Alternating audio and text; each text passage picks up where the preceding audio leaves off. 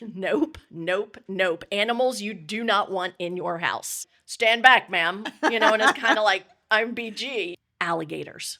Ooh. There's a vat in the house.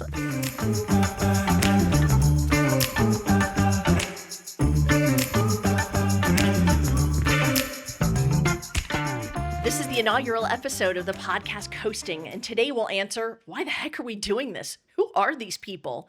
The number one question I'm asked when people are first considering moving to the Myrtle Beach area, and our Yummy to the Tummy restaurant review segment.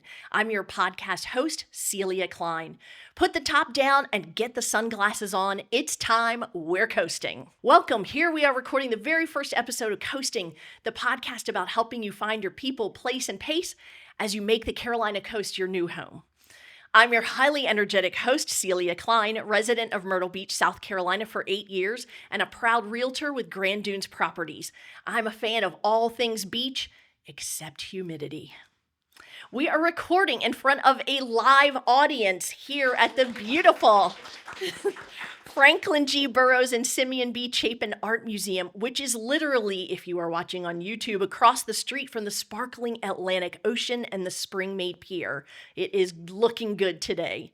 We are so grateful to the Myrtle Beach Art Museum for hosting us on their T porch, and we'll definitely be telling you more about them in a bit. Let's talk a little bit more about why I'm doing the Coasting podcast. The Myrtle Beach area is the fastest growing in the country. It includes 3 different counties when we talk about the Myrtle Beach area: Horry County, Georgetown County, and Brunswick County, North Carolina. It's also the fastest growing area for the 55 plus demographic. I mean, think about this. That's a group you finished punching that clock, creating the PowerPoint presentation, saying weird corporate lingo like incentivize, unpack that, circle back, and take it offline. Blech. Your kids are grown. You have worked hard in every aspect of your lives and have absolutely earned this opportunity to live a good life at the beach. You feel good, healthy, and you want to have fun. Through my work as a realtor, I utilize social media and especially YouTube to educate people about our area. I'm grateful to say this has resulted in a very successful real estate business. More importantly, I'm fascinated by the questions and worries you've expressed, not just about considering a move, but making a decision to literally start all over again, a brand new chapter of an already good life. It's these questions, emotions, and topics that are the basis for coasting, finding your people, place, and pace. But of course, you can't be coasting alone, right? I'm so excited to introduce my co-pilot riding shotgun in the coasting convertible, my former neighbor and dear friend, Barb. Barb is originally from New Jersey and moved here permanently with her hubby in 2020. Guys, she reminds me a lot of my Aunt Seal from Jersey City. So on this podcast, she will be forever known as Aunt B. I mean, we are coming to you from the Carolinas, so it's just too perfect. Ladies and gentlemen, please welcome Aunt B. So, all right, Aunt B, here we go. We got to learn about you. So, where were you from in New Jersey? Okay. So like Aunt Seal, I grew up in Hudson County, New Jersey, and then I moved to Bloomfield, New Jersey. My husband and I both worked in Manhattan, and we used to commute every day on a bus, and that was not fun. I worked for the legal department of a financial services firm. So I enjoyed my job, but was very anxious to retire. What did you know about Myrtle Beach? My husband and I had come here a couple of times on vacation. He loved to golf, and I loved the weather. And that was the perfect combination. And what we learned later on was how much less the property taxes were. So that was just icing on the cake for us, and it made it a no-brainer to move down here once we retired. So now did you retire before you moved here, or were you still work? How did that all happen? I retired in January of 2019. Okay. And my husband was still working. Then COVID came, and he had to work remotely, like so many of us had to. So we had already had the house down here that we had bought back in 2007 and came down here just for the what we thought was going to be a couple of weeks while this COVID thing finished up, and never left, except to sell the house in New Jersey. So it's just a little warmer down here. Was that another reason, maybe, that weather just kept coming, calling you back? It's a little warmer down here. It was 70 degrees yesterday. Yeah, I know. It's pretty nice, isn't it? So it's beautiful down here. The winter, instead of being 4 or 5 months, is 4 or 5 weeks, and we really, really enjoy it.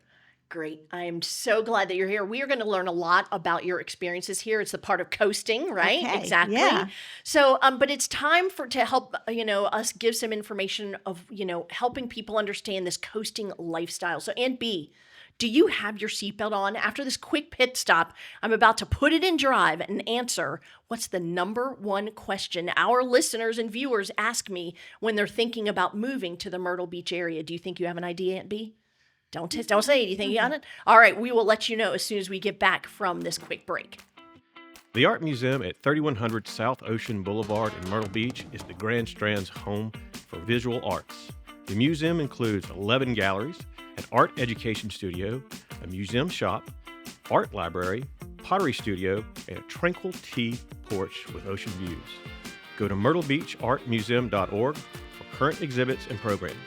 Admissions is $8 for adults, $5 for seniors and veterans, and children 18 and under and EBT card holders can enjoy the museum for free. The museum is open from Tuesday through Saturday from 10 a.m. to 5 p.m. and Sunday 1 p.m. to 5 p.m. Call 843-238-2510 with any questions. Welcome back to Coasting, finding your people, place, and pace. We are enjoying this gorgeous view from the tea porch here at the Myrtle Beach Museum. Isn't it gorgeous? It's gorgeous. I mean, you can't beat that view. Have you ever been here before? I have not. Yeah, I mean, it's really nice in here, isn't it? It's beautiful. And guess what? There's a gift shop. I know. All right. So, Aunt B, I said before the break, what is the number one question our listeners and viewers are asking when they talk to me and about moving here? Do you think you have an idea? I'm not really sure. Maybe bugs? Okay, close. The answer? Alligators. Ooh. Yes, believe it or not. Which brings us to the title of today's episode. Nope. Animals you do not want in your house. Hey, if you don't mind, I'm going to start with a story from way back when. Is that okay? All right. So it has nothing to do with South Carolina. So there I was. We were at our house in Maryland, and my sister had just celebrated. I'm going to go with 13th birthday. And she had some friends over. I'm younger. I'm going to say 9, 10, something like that. All I remember from that is that somebody gave her the album Hotel California, and they just played it over. And so now I hate that song, but I digress. So anyway, okay. So that night, I'm the young one. So I got to go to sleep early because it's school night. And I'm on the top bunk, okay? And now it's like 11 o'clock, and I hear the rest of them coming up the stairs. And all of a sudden, I hear one of my siblings go, "There's a bat." Thank God I heard them say that, because I took the covers and immediately put them over my head. Yes, suffocating. And thank God one of my brothers or sisters said, "Oh my gosh, is Celia going to be okay?" And my mom's like, "She'll be fine." Just to make sure everyone was calm, right? So, it's flying around and we can't figure out where it went. Okay, so here we are, we have to at night, sleep with all the lights on. I'm still got cover over and everything. We got to go to school the next morning and we could barely keep our eyes open, And I forgot to say, so that night, by the way, my dad was out of town. And so he did the obligatory call. "How's everybody doing?" She's like, well, there's a bat in the house. And so, of course, he did the, "Oh my gosh, is everybody okay?" But meanwhile, under his breath is like, And so he happened to come home the next day, and we still don't know the whereabouts of said bat. Okay. Yeah, exactly. So there's stress in the house. It is time to go to sleep again. Okay. Guess what happens? Mom and Dad lay down. Guess what flies right over my dad's head? The bat. Exactly. So then he, of course, has to be the one to find that bat and get it out of the house. So all we hear downstairs is all the kitchen chairs moving and trying to catch it. And he eventually does catch it and throws it outside. Thank God, right? So these are creatures we do not want them in the house. And I don't think we allowed my sister to have a birthday party ever again, by the way. But okay, so if there is one creature that a lot of people who are moving to the area have heard about that is unique to our area, it's the palmetto bug. Doesn't that sound pretty? That is so like a fluffy little, just isn't that lovely? And it's not, is it? Okay, It's not. yeah. I'm gonna describe it as a roach with a measurable wingspan. That is what I am gonna describe as a palmetto bug, okay? All right, I know, Aunt B, you have a palmetto bug story, so I I'm gonna do. let you tell this one. I do. So my husband was out of the house and I was home by myself doing a little bit of laundry. And I go to put my clothes into the dryer and this palmetto bug comes flying out of the dryer into Okay, my I'm going to face. pause you right now. Does everyone see? Okay, if you're on YouTube, I want you to just see just how far apart her hands are, okay? And if you happen not to be watching on YouTube and you're listening, maybe you're driving right now. Let's just say her hands are farther apart than your steering wheel. Okay? All right, go ahead. And it felt that way. Yes, exactly. I screamed at no one but the bug and then went running around the house because I didn't know what to do. Noticed my bug guy across the street at my neighbor's house. BG. I went running out the door, calling him by his first name. Could you please come in? Please, there's a huge bug in my laundry room. Okay, and this, I have to interject. I don't know about you guys, but in my head right now, I picture this guy who is like, stand back, ma'am, and it's kind of like, I'm BG, And I totally am adding to this that he probably already had this planned and hits a remote and some amazing superhero music is probably playing out of his bug truck. Come on. I could just see it that way. Exactly. So did he come inside? He did. Okay, phew, good. He quickly finished up what he was doing, came inside, looked around, moved the washer, dryer, I think he found the bug, but he sprayed. He said, you should be good now. And I felt better. Thank God for BG. Thank God. But they are huge. They are. I agree. They it's already, and I think they're already immune to 90% of any chemicals that are sprayed in their general area. I certainly have, I've got a BG and, I might find what I think is a dead palmetto bug in my garage and I go to sweep it out. Dang, if that sucker doesn't come back to life and scare the bejeepers out of me. I'm telling you, it's happened. So here is a bit of coasting counsel. You are going to want to establish a long-lasting friendship with a local exterminator, okay? And a lot of the new construction around here, thank goodness, in between what is considered, the exterior, whether that's brick, hardy plank, etc., and your drywall, there is now what's known as a TX tubing system. And a lot of builders will include that in their homes now. And it is serviced by, there are a few companies in our area that does that, that services that. Because the cool thing is they can hook up a hose to the outside of the house. They don't even have to come in and spray chemicals anymore because they want it in between the walls so that those bugs never come inside. Isn't that nice that they invented that? Thank goodness. So, there is that, again, TX tubing system, definitely the way to go. All right, okay, I've had too much sweet tea, Aunt B, so we're gonna be coasting to a quick break. When we come back, we've got an alligator story you won't want to miss. You won't want to miss the Art Museum's must-attend fashion event of the year, FAB, Fashion, Art, and Bags, on Thursday, December 4th, 6 p.m. at the Dunes Golf and Beach Club. Tickets are $125 each. Tickets are limited and are going fast. Call the Art Museum at 843-238-2510 to reserve your ticket today. That's 843-238-2510.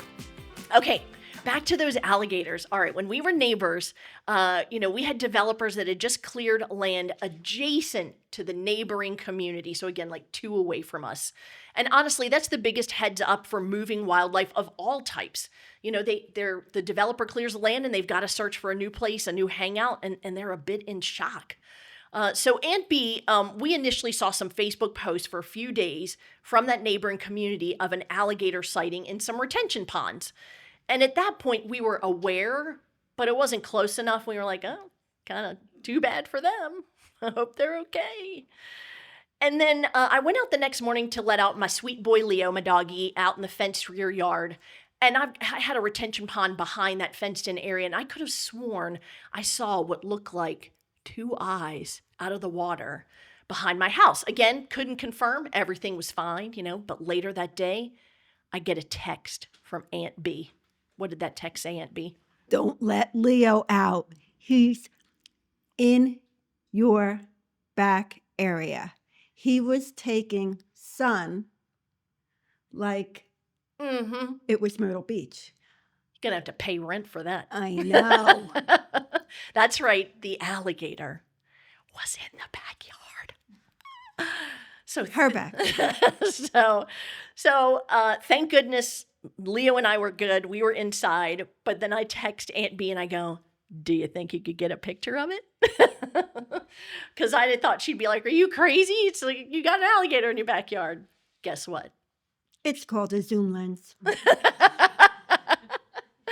Yes, she definitely took a picture of that alligator. So I would say it was about what? What do you think? It was 4, 5, 6? Something like that. It was a baby in the scheme of things. It was a baby. I think it was about 4 to 5 feet. And we are going to hopefully include the picture in the episode here so everybody can see it. It's kind of blurry, but again, we captured it. It is real. So I told my we northern girls don't drive 4 to 5 feet, So we again, it went away about, later on that day or something, because again, this is why I don't want you all to be freaked out about alligators, is that it has to, find food, and retention ponds just don't really have the kind of food they're looking for. So they're just moving right along to the next one. So of course I showed this picture to my family, and this tells you how weird my family is. They named him Phil the Gator. I don't, again, and to this day, Phil every gator is now named Phil. So the final word that I like to tell people when they ask about alligators, and I do promise you, it comes up in almost every conversation of people who are considering moving to the area. Yes, they do exist in our area, and for the most part, they are going to be in marshy areas or a golf course, but they're not going to be in your neighborhood. They're not going to be in your backyard per se, and if they are, it's not. It's not a permanent thing. And there are thankfully different organizations, if you will, that can in fact, take alligators to another place if necessary. But if you have a super small dog and you're in a marshy area, like there are some communities in Pawleys Island that they will see, because they have the golf courses there also, that they will see a decent sized alligator. So those I would say, but again, this is not something that I would say would make you change your mind about coming to this area, right? No. Right? Okay. No. Okay. Phew, that's the final word on that one. Well, you can even go down to Brook Green Gardens, and they have a captive alligator. Oh, really? And you could see him behind a very high fence. Oh, And interesting. There's also the alligator place in Barefoot too, right? Isn't there there's a the gator alligator If you place in really Barefoot gotta where see you can one. take your kids to go see the alligators. That's true. That's true. Yeah, that's not where I'm taking my guests. No. Not my cup of tea either. All right. Well, Aunt B and I have just found a restaurant we like, so we're coasting to go check it out. When we return, it's time for our segment, Yummy to the Tummy. Aunt B's best advice on where to dine, from dive-ins to delicacies. Aunt B's got you covered. I do. Celia, what's wrong? Why are you crying? Oh my gosh, Rob, right now, I could be talking about an amazing podcast sponsor, and yet they haven't called me yet. I mean, you know that store with the great sweater? I could be talking about them right now. You mean the ones that you bought 3 or 4 of them? Well, I couldn't help it. They were in so many good colors. I just had, they spoke to me, Rob. They spoke to me. If only they wanted to become a sponsor of Coasting Podcasts by now. I know. I mean, well, it's really easy, too. They just have to give me a call, or they can email me, right? How would they do that? Would they just email Celia at coastingpodcastsc@gmail.com or call you at 843-321-9646? I mean, it's just too easy, and we could be singing their praises to thousands of listeners of this podcast right now. So, what are you waiting for? Sponsor, small business, corporation. You need to get a hold of us right now. Become part of the conversation to help thousands move to the Carolina coast. Aunt B enjoys many things about the coasting lifestyle, and she's most definitely found her people, place, and pace. And when I say place, I do mean restaurants. Aunt B and her hubby have become foodies, and she's always got a great recommendation. So, Aunt B, what are you sharing with us today? Okay. So, coming from New Jersey, my mom worked at a bread bakery for a good part of my life. That's And dangerous. that's where my love of bread became so prevalent. So when moving to South Carolina, I worried about the bread. They say it's different water or what it is. And since it's all about the bread, With butter. I had to try to Had find to, a few guys. That was places. sad, wasn't it? Please listen to our podcast, please. Please don't turn it off, please. So my husband and I found this place, and it's on Seaboard Street in Myrtle Beach. It's called Maggie D's, and it's right across from the mall. And it's great for after your trip to Costco because it's right near Costco. So there's a routine to going to Maggie D's. Is that what you're telling me? Okay. You go to Costco, then you go to Maggie D's for lunch. Or if you're going to the movies, you can go to Maggie D's for dinner before the movies. And How he's got regularly do you go? I mean, are you, like first name basis with the owner? John and Cynthia. Oh, of course. John's a very hands-on manager and owner, and he usually visits most of the tables. If he sees newcomers, he'll come over and introduce himself. And he's also from New Jersey, and his menu reflects it. It's got a very New York, New Jersey style menu. He makes the best sandwiches on the best bread, which he gets brought in from New Jersey, and it's partially baked. Got it. Mm-hmm. So he'll sell you the bread, but you can finish it off at home. But his sandwiches are like thick and yummy and crispy. My favorite is called the Bodyguard, and it's a chicken cutlet with fresh mozzarella and a roasted red pepper and a balsamic reduction drizzle. Oh my gosh. It's good. He also makes cold sandwiches. Our favorite is the Joey Bag of Donuts, which is your typical Italian sub. It's got some capicola and some salami and some ham and some provolone cheese and lettuce and tomato and oil and vinegar. And it's really good. It's you'll never go back to Subway. Even Publix can't do it for me anymore. You gotta go to Maggie D's for their sandwiches. And he also makes a pretty mean lasagna. And a lot of his dinner entrees that I've had anyway are superb. No wonder you go there frequently. I mean, and so how big are these sandwiches? Are you splitting them? Or are you like, is this, meal for a week? This sounds like they're huge. It depends on who's on a diet. Normally we'll split one. So a whole is, I guess, about 10 to 12 inches. But you got to realize the bread is nice and thick. It's not like on the skinny baguette. They do the baguettes for dinner, but at lunchtime they do the thick lunch bread. And it's got a little crunch factor, which I don't know about you guys. Crunch factor in a sandwich or on bread. It's very dangerous, very dangerous.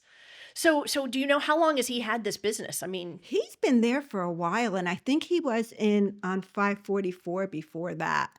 so and this is right across from the Coastal Grand Mall, right? Okay. Right. And he also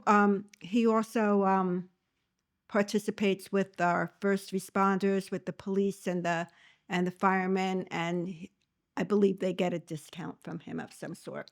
It just feels very neighborhood, very welcoming, It's like a it's nice family. local place. It is. It's not on the beach, it's over by the mall.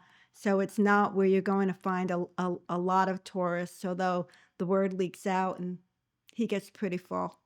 I just, this is such a perfect illustration of what we're talking about for the coasting lifestyle, because you have found your place, you have found your people. It just feels so familiar and so comfortable.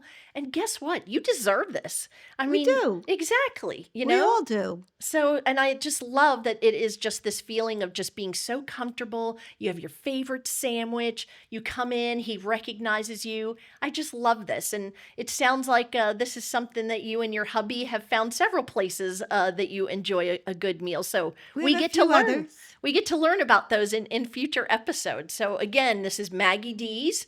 And it's right across from the mall. And I think we're all going there right now. Actually, it sounds so amazing. Thank you for that yummy to the tummy segment there. You're I welcome. appreciate it. You're welcome. And so now we have just had our first episode. Can you believe that? It's been jam-packed with things about alligators, bugs, and bats, and who knows how we're going to top this, right? I mean, I don't know. but I just hope you've had fun listening, and maybe you've even learned a few things about the coasting lifestyle. I'm just so grateful you took the time to ride with us in the coasting convertible. And don't forget, I am a real estate agent, so if you want to ask any questions about buying or selling in this area, I'd be delighted to help. Thanks again, and hey, be sure to keep it coasting. Oh my gosh, that would freak me out. Started trying to pick something up off the ground, and the whole time I'm photographing it, and I'm like, what is that? How long did it take you to catch that photo? And I'm like, 3 years. The executive producer of Coasting Podcast is Celia Klein. The producer, Michael Lehman from Frame Wave Visuals. The opinions expressed hereon are solely those of Celia, Aunt B, and any special guest. Good news is, agree, disagree, you have that liberty. See what I did there? Special thanks to Ann Smith, the Spice Girls, Coach Essig, Pat Goodwin, HD, and Macy. Celia is a licensed realtor in both South and North Carolina. For assistance in either buying or selling real estate, please call 843-321-9646. The Coasting Podcast can be found wherever you currently enjoy your other podcasts. We thank you for listening.